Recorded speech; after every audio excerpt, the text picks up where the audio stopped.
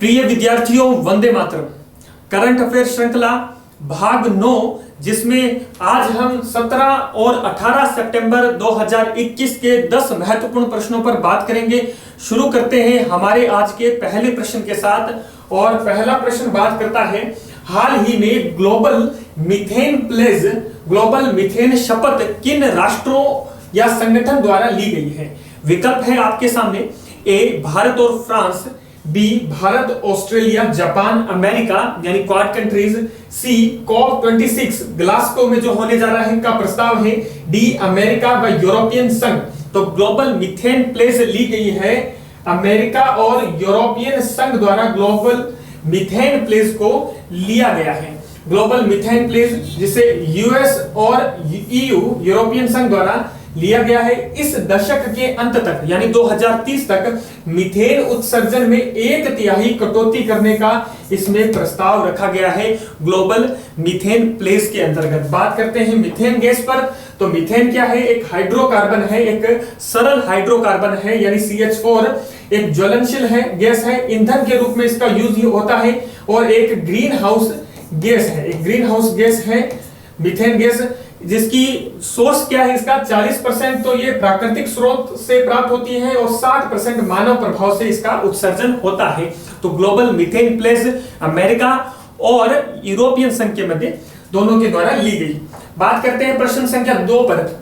SPIN यानी spin, strengthening the potential of India कार्यक्रम का संबंध है। विकल्प है आपके सामने। ए, KVIP का यानी खादी व ग्रामोद्योग बोर्ड का कुम्हारों को आत्मनिर्भर बनाने का कार्यक्रम है। बी है निर्वाचन सुधार हेतु निर्वाचन आयोग की पहल है।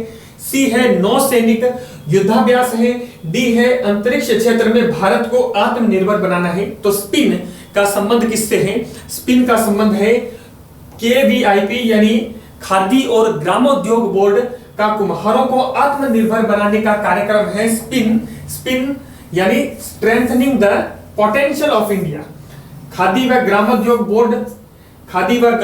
बोर्ड किस मिनिस्ट्री के अंतर्गत आता है? MSME मिनिस्ट्री के अंतर्गत आता है। इसके द्वारा यह पहल शुरू की गई है स्पिन। कुम्हारों को बैंकों से आसान ऋण उपलब्ध करवाया जाएगा। प्रधानमंत्री जो मुद्रा योजना है, उस मुद्रा योजना से जो शिशु ऋण, उसमें 3 तरह के ऋण है, शिशु, किशोर और वयस्क यानी शिशु ऋण 50,000 रुपए तक का इसमें ऋण उनको उपलब्ध करवाया जाएगा प्रधानमंत्री मुद्रा योजना के माध्यम से। उद्देश्य क्या है?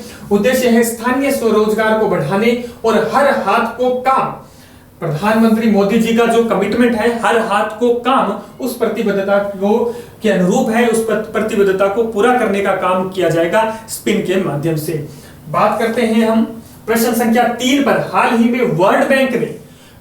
वर्ल्ड बैंक ने अपने किस रिपोर्ट को भविष्य के लिए बंद करने का निर्णय ले लिया है? विकल्प है आपके सामने। Ease of doing business report.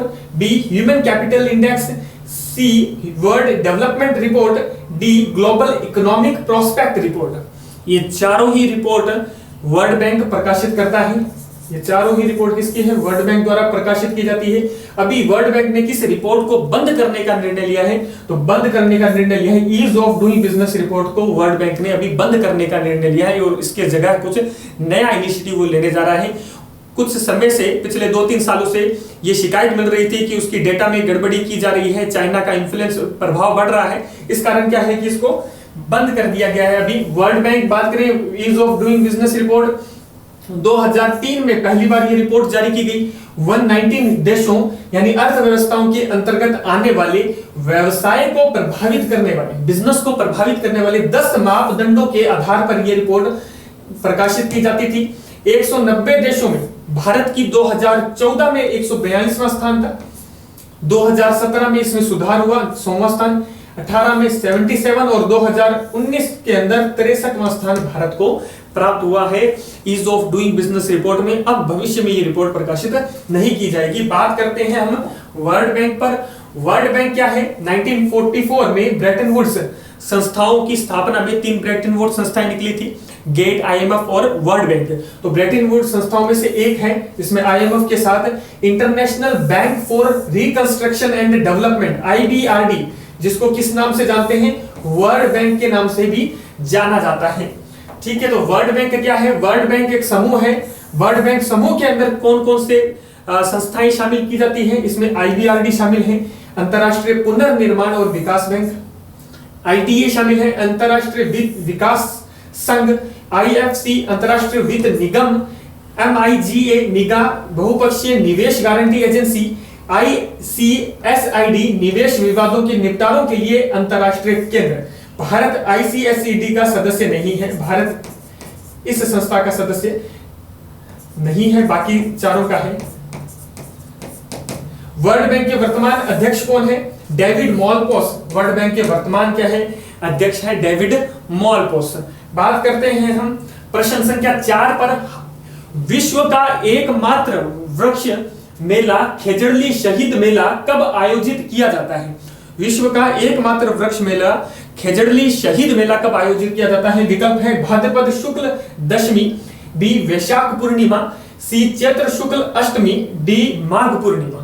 तो खेजड़ली शहीद मेला कब आयोजित किया जाता है? अभी हाल ही में ये आयोजित हुआ, भाद्रपद शुक्ल दशमी को खेजड़ली शहीद मेला आयोजित किया जाता है। बाकी 3 विकल्पों पे बात करें तो वैशाख पूर्णिमा, वैशाख पूर्णिमा को मातरकुंडिया, मातरकुंडिया जिसे राजस्थान का हरिद्वार बोलते हैं, राशमी के अंदर मेला लगता है। चैत्र शुक्ल अष्टमी शीतला माता चाकसू के अंदर, और माघ पूर्णिमा को बेणेश्वर मेला क्या है कि लगता है डूंगरपुर के अंदर। बात करते हैं खेजड़ली शहीद मेला पर। खेजड़ी शहीद मेला खेजड़ली जोधपुर के अंदर विश्व का एकमात्र क्या है? वृक्ष मेला है। अमृता देवी बिश्नोई की स्मृति में क्या है कि इस मेले का आयोजन किया जाता है। 28 अगस्त 1730 की घटना जिसे महाबलिदान बोलते हैं। 363 लोग वृक्ष रक्षा के लिए शहीद हुए थे। अभी हाल में इसकी 291वां स्मृति दिवस मनाया गया। बात करते हैं प्रश्न संख्या 5 पर। डोवर वाटर स्ट्रेट, डोवर जल संधि किन 2 महासागरों या सागरों को जोड़ती है? विकल्प है इंग्लिश चैनल व उत्तर सागर को, बी है उत्तर सागर व अटलांटिक सागर को, सी है भूमध्य सागर व अटलांटिक सागर को, डी है प्रशांत महासागर व अटलांटिक महासागर को। तो डोवर जल संधि किसको जोड़ने का काम करती है? विकल्प ए सही है, इंग्लिश चैनल व उत्तरी सागर को जोड़ने का काम करती है डोवर जल संधि। इंग्लिश चैनल को आप देख सकते हैं, यह है डोवर स्ट्रेट, और नॉर्थ सी उत्तर सागर इंग्लिश चैनल को जोड़ने का काम करती है, स्ट्रेट ऑफ डोवर का काम करती है। ठीक है, इन दोनों को जोड़ने का काम करती है और 2 देशों को अलग करती है। फ्रांस को किससे अलग करती है? इंग्लैंड से अलग करती है। ठीक है, फ्रांस को इनको जोड़ने का काम करती है, और फ्रांस को किससे अलग करती है? इंग्लैंड से अलग करने का, इंग्लैंड से सेपरेट करती है, पृथक करती है, डोवर जल संधि। दूसरा जो विकल्प है उत्तर सागर व अटलांटिक सागर को, उत्तर सागर व अटलांटिक सागर को अलग करने का काम कौन करता है? उत्तर सागर ये नॉर्थ सी का पार्ट हो गया इंग्लिश चैनल, और अटलांटिक सागर को अलग करने का इसमें काम करता है इंग्लिश चैनल जो है, उसको इंग्लिश बोलते हैं, जल संधि बोलते हैं। इंग्लिश जल संधि बोलते हैं, अलग करने का काम करती है। विकल्प सी है भूमध्य सागर व अटलांटिक सागर को कौन अलग करता है? भूमध्य सागर और अटलांटिक सागर को अलग करता है जिब्राल्टर जल संधि। भूमध्य और अटलांटिक सागर को, महासागर को अलग करने का काम करती है। आप जिब्राल्टर को देखें, और जिब्राल्टर जो है किन के बीच? 2 देशों के बीच है, यूरोप के अंदर स्पेन, और अफ्रीका के अंदर मोरक्को के बीच। स्पेन और मोरक्को को भी अलग करने का काम करती है जिब्राल्टर जल संधि। और प्रशांत महासागर व अटलांटिक महासागर के बीच कौन से है? मैगेलिन। प्रशांत महासागर को अटलांटिक महासागर से अलग करती है मैगेलिन जल संधि है। मैगेलिन का है मैगेलिन जल संधि, जो प्रशांत और अटलांटिक महासागर को अलग करती है, यह है दक्षिण अमेरिका के आप साउथ में एकदम नीचे देखें तो है मैगेलिन जल संधि, जो प्रशांत को और अटलांटिक को अलग करने का काम करती है। और बात करते हैं डोवर को, डोवर जल संधि इंग्लिश चैनल और नॉर्थ सी यानी उत्तर सागर के बीच स्थित है डोवर जल संधि, जो फ्रांस और इंग्लैंड को भी पृथक करने का काम करती है। बात करते हैं प्रश्न संख्या 6 पर। Empower mitigating poverty in western Rajasthan परियोजना किस संस्था द्वारा वित्त पोषित है? विकल्प है आपके सामने IFAD and Tata trust, BNDB, C ADB, D GIC। तो empower mitigating poverty in western Rajasthan का संबंध है IFAD और टाटा ट्रस्ट। इसके द्वारा ये परियोजना क्या है कि वित्त पोषित है और ये परियोजना पश्चिमी राजस्थान के 6 जिलों में, जिसमें जोधपुर, बाड़मेर, पाली, जालोर, जैसलमेर, सिरोही के 6 ब्लॉक में इसको क्रियान्वित किया जा रहा है एम पावर को। बात करते हैं प्रश्न संख्या 7 पर। राजस्थान में आयुष नीति 2021, आयुष पॉलिसी 2021 कब लागू की गई? विकल्प है 9 फरवरी 2021, B 9 अगस्त 2021, C 9 सितंबर 2021, D 9 नवंबर 2021। आयुष पॉलिसी 2021 कब लागू की गई? 9 फरवरी 2021 को राजस्थान में आयुष नीति लागू की गई। बात करते हैं प्रश्न संख्या 8 पर। निम्न में से कौन सा कथन औद्योगिक उत्पादन सूचकांक यानी IIP के संबंध में असत्य है? IIP के लिए आधार वर्ष 2011-12 है। B है IIP के आंकड़े सांख्यिकी व कार्यक्रम कार्यान्वयन मंत्रालय द्वारा जारी किए जाते हैं। C है इसमें शामिल 8 क्षेत्रों में सर्वाधिक वेटेज सीमेंट क्षेत्र का है। D है IIP प्रति माह जारी किया जाता है। तो कौन सा विकल्प इसमें गलत है? विकल्प C इसमें गलत है। 8 क्षेत्रों में जो कोर सेक्टर होते हैं उनके अंदर सीमेंट का नहीं, किसका है? टॉप में कौन है?